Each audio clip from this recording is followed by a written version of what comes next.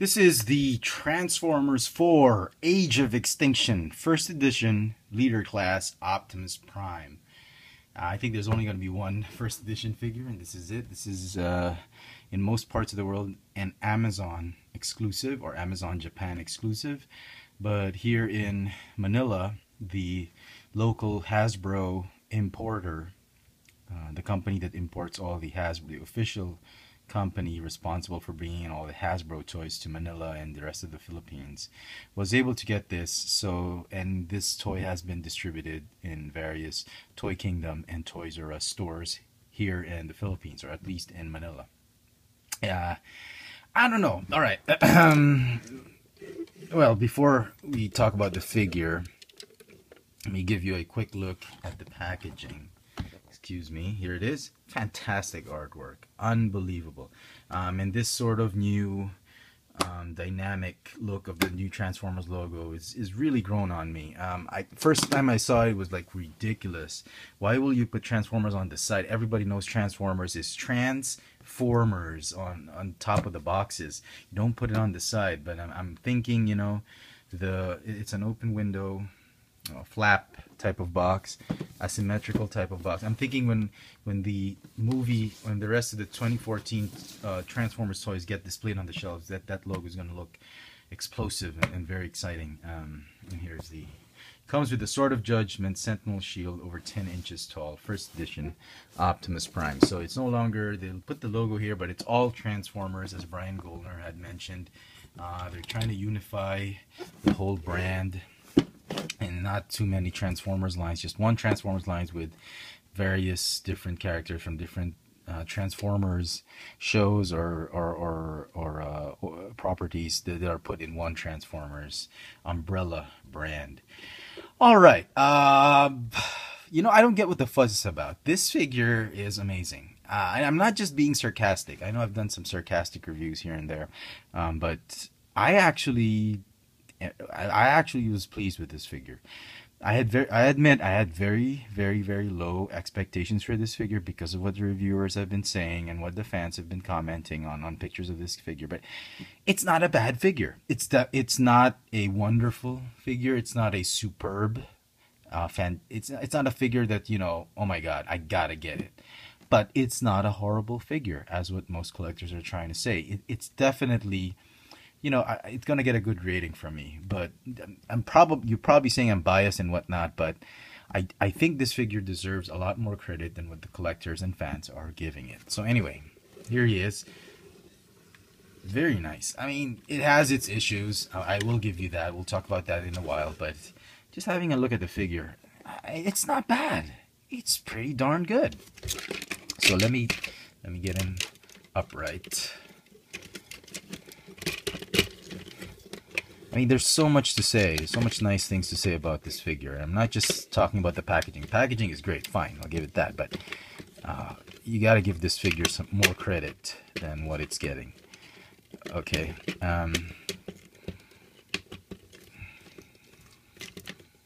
Get rid of the shield. Now, I think all, if not most, if not all of the first edition Optimus Prime figures that we got had the plastic painted on, silver. I didn't do this on my own. It came like this, even the silver on the sword. I checked almost all of them from Toys R Us and Toy Kingdom. They were all painted. So I guess it was just a rotten batch that most people got that were unpainted. Just to give you an idea of how tall he is, from head to toe is 10 inches, but with this one he's almost 12 inches. And this is a Voyager class Dark of the Moon toy line, but it is from the Revenge of the Fallen mold. The Voyager class Optimus Prime. I don't want to bring in the leader class, the Revenge of the Fallen leader class, so just to give you an idea. So he comes with the Sword of Judgment. It's very nice. The plastic is not the typical rubbery plastic. It is soft, but it's firm enough so that it doesn't bend or anything like that. But it's soft enough so that you don't, when you poke somebody, it's gonna hurt a little bit, but it's gonna give. Okay, so I'm glad they chose sort of sturdy type of material, but not too sturdy that it'll hurt somebody. So very nice, wonderful job on this one. The shield is very light. you know, what do you expect? It's a huge mass of plastic. Then you want to spend too much. It's clear. I think this is the shield originally like that, closes up and opens up, but this one, yeah, I don't know. It's okay. Okay, on to the figure itself. There are no lights and sounds, and it's less than 12 inches tall.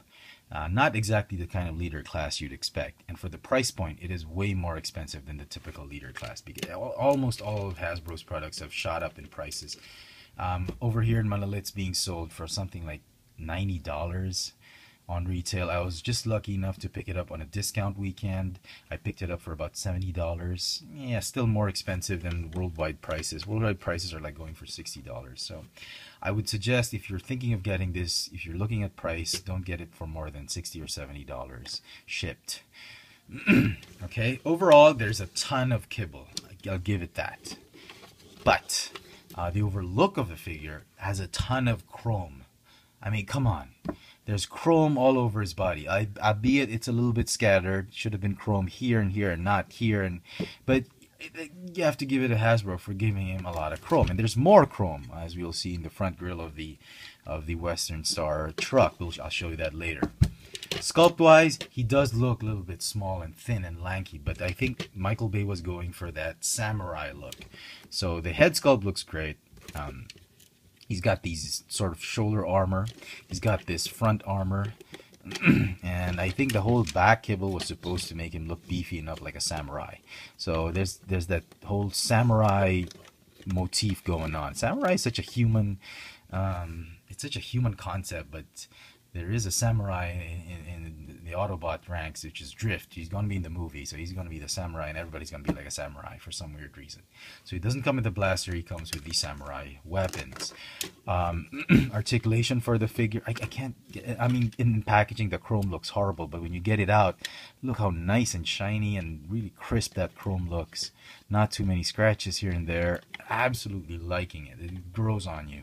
He's got a swivel neck, no torso articulation. He's got a hinge elbow that has another hinge that allows you to hinge shoulder that has another ratcheting hinge that allows you to move the arms outward. Ball hinge. He's got a bicep swivel and a double jointed elbow because of transformation. No wrist swivel. I mean, if this guy had wrist swivel, it would have been fantastic. It would have been able to hold the sword in a lot more dynamic ways than just like that. He's got a ball hinge hip which ratchets, ball hinge knee, ball jointed ankles, I suppose, and that allows you to rock the ankles so you can give him like a wide stance. So rocker joints, look at that, very, very nice. So still liking it. I mean, I get it, but you know, very low expectations. You get that. All right, now transformation. I know a lot of people are complaining. It's supposed to be 15 steps. 15 steps. And they're saying it's much harder. It's actually pretty easy once you get the hang of it. So I'm going to show it to you. If you're a parent, you're giving this to your kid, you might want to pay attention so you don't make any mistakes. All right. All right, you can probably do this now. You fold up the arms like that. Fold this one up. Fold the feet up like that. All right. Go ahead and the instructions don't say this, but you wanna lock this part of the foot right there. You wanna put it into that slot right there. That helps in the transformation of the front part of the cab. So you want to go ahead and do that. That locks the foot in place. You want to go ahead and fold this, that.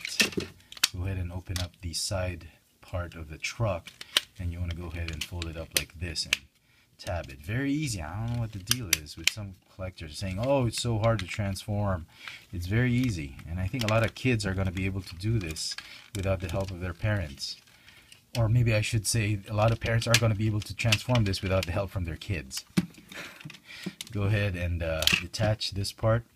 You go put him like that. Sorry. Let me see if I can adjust the camera. Alright. And then you're going to go ahead and fold the arms back.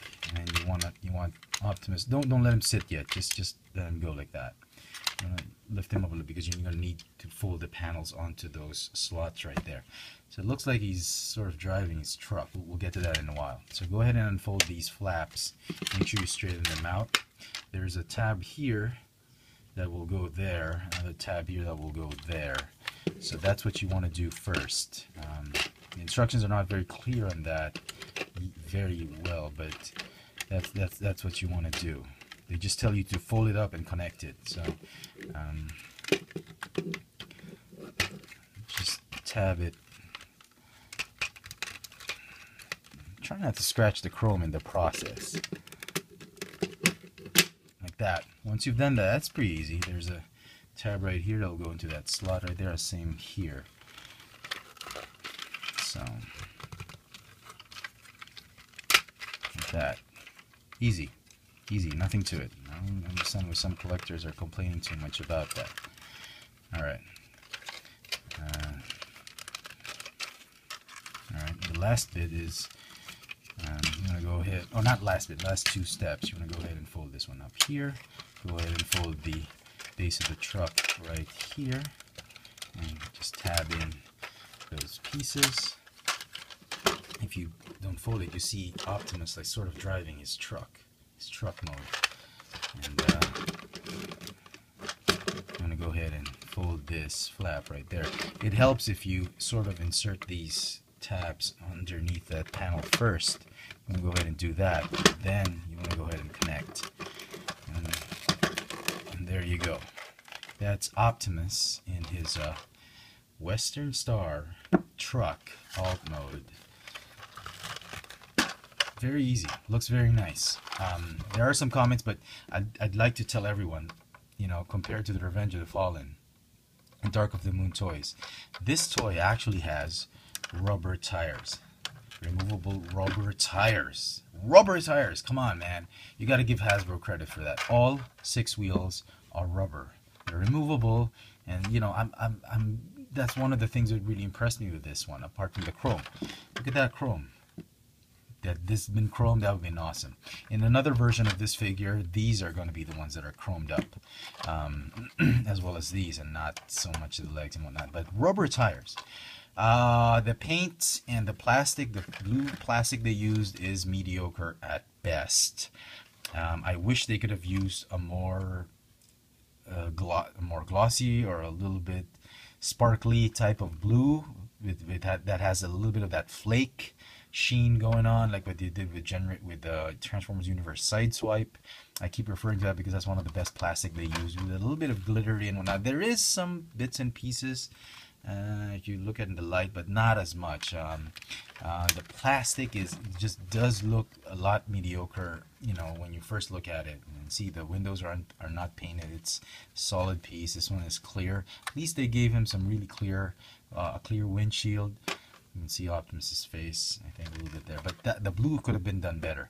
The red, it's flat. I wish it could have been brighter. Maybe some yellow and orange going on to grade the paint. They could have done that, because there's only one type of paint on the entire cab. It's just the red one. I wish they could have done a little bit of pinstriping here and there with red and orange, but you know, they didn't. But overall, the truck looks great. Oh, sorry, part of the transformation steps is to attach the sword. There's a groove near the hilt of the sword. That's where you connect it to. Right here. Any part of the sword will not connect here. And then the shield goes onto the hitch like that. So, very, very nice. It's massive. It looks massive. It's not as heavy, but it's pretty heavy. Not as light as what you might think. Here is the Dark of the Moon Sideswipe, just to give you a size comparison. It scales very well. Well, sort of. Maybe he's a little bit bigger. But it's pretty good. It's pretty good, I think. It's a good enough scale, if you ask me. Maybe the Revenge of the Fallen toys will scale better, but I don't have one with me, so I do apologize. So, overall, I'd like to give this figure a decent 8 out of 10. It's not a wonderful 10 out of 10 figure.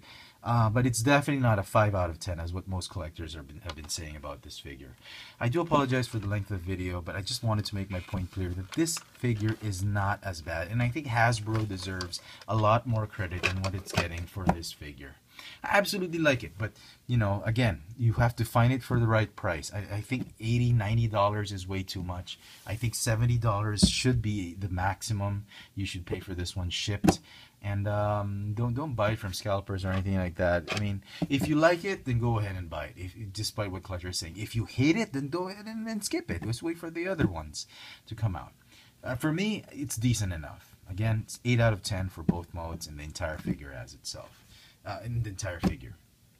Alright, so I hope you've enjoyed this video review. If you did, please click thumbs up icon at the bottom. Follow me on Twitter for my toy purchases, Instagram for my toy sightings here in Manila. Check out all my video reviews and hauls on this channel, Chefatron. My old FX Trans channel is still alive, and it'll just have vlogs. This has been the Transformers 4 Age of Extinction, First Edition, Leader Class Optimus Prime. Thanks for watching.